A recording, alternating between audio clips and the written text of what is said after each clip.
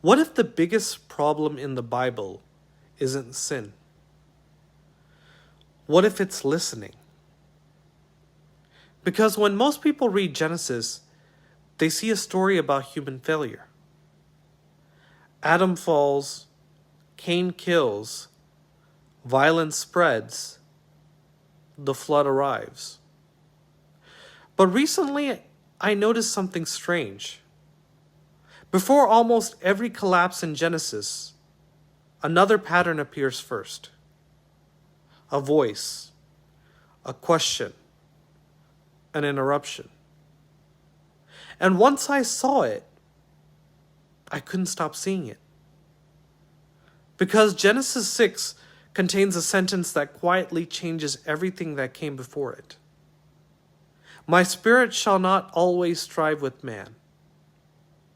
Not will begin striving, not might strive, shall not always strive.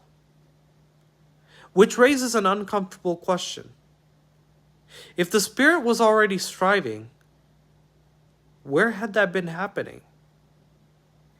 Because the verse assumes something. The striving was already occurring before Genesis 6 ever mentions it.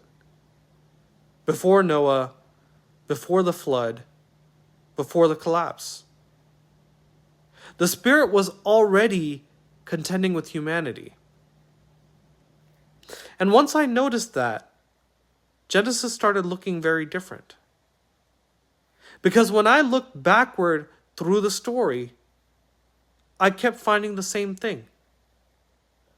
Questions. Questions God already had the answer to.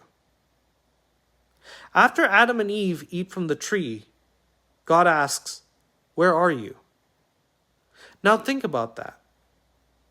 Why would God ask that?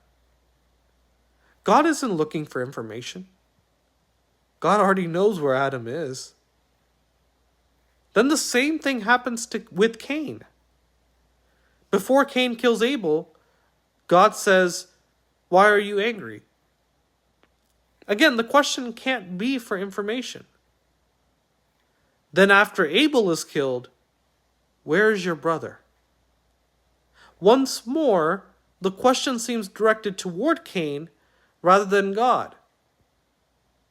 And that's where something started clicking for me. Maybe the questions aren't for information. Maybe they're invitations. Maybe they're interruptions. Maybe they're opportunities to see something before consequence arrives. And honestly, this stopped feeling like an ancient story for me at that point. During my divorce, I noticed how many voices were competing for my attention. There was the voice of fear telling me I was going to lose everything. The voice of resentment telling me to fight. The voice of anxiety trying to predict the future. The voice of shame telling me I had failed.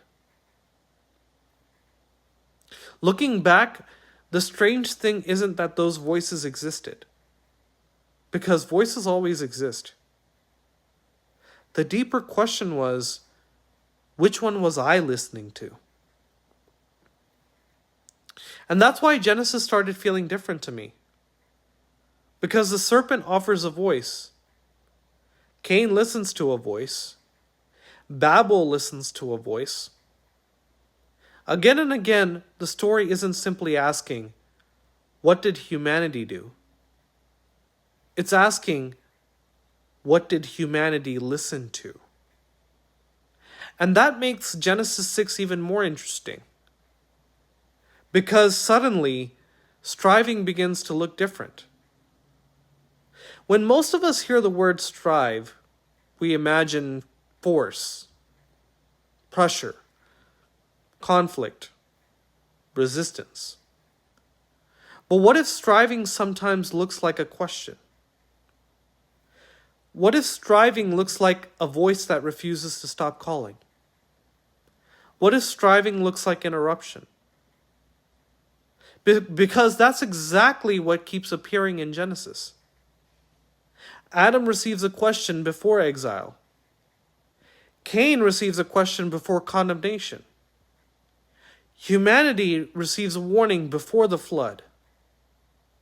Again and again, the invitation comes before the collapse. Again and again, relationship comes before consequence. Again and again, God speaks before judgment. And then I noticed something I wasn't expecting. Because once I started looking for striving, I stopped finding commands. I started finding listening. Again and again, Scripture kept returning to the same thing. Not performance, not achievement, not accomplishment. Hearing. The Shema prayer in Judaism begins like this. Hear, O Israel. Not conquer, not achieve, not perform. Hear. Samuel eventually says, Speak, for thy servant heareth. Elijah discovers God not in the earthquake, not in the fire, not in the wind, but in a still small voice. Jesus repeatedly says, He that hath ears to hear, let him hear. Almost as if the deepest problem was never that God stopped speaking. Almost as if the problem was that humanity kept listening to something else. And suddenly, the entire biblical story starts looking different. The serpent speaks, another voice is trusted. Cain listens to comparison until comparison becomes violence. Lamech listens to injury until injury becomes identity. Babel listens to the promise that significance can be achieved through construction. Again and again, the conflict isn't merely behavioral. It's attentional. It's relational. It's about which voice humanity chooses to trust. And that's why Genesis 6 feels so important to me now. Because the verse reveals something hidden beneath the entire story. God isn't suddenly reacting to human failure. The Spirit has been present throughout the story. The voice has been calling from the very beginning. Humanity begins calling upon the name of the Lord in Genesis 4. But maybe humanity only calls because it was first called. Maybe humanity seeks because it was first sought. Maybe humanity remembers because it was first remembered. The relationship doesn't begin when humanity turns. The relationship begins when God speaks. And that's the part I can't stop thinking about. Because the flood still comes. Violence still exists.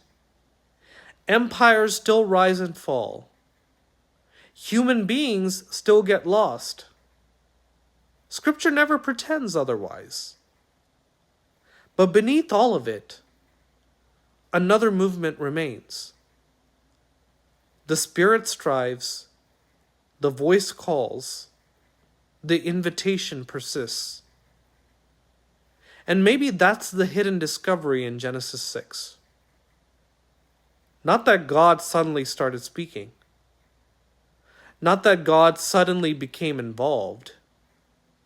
Not that God reacted to human failure. But that the voice was already there. The voice was already calling. The voice never left.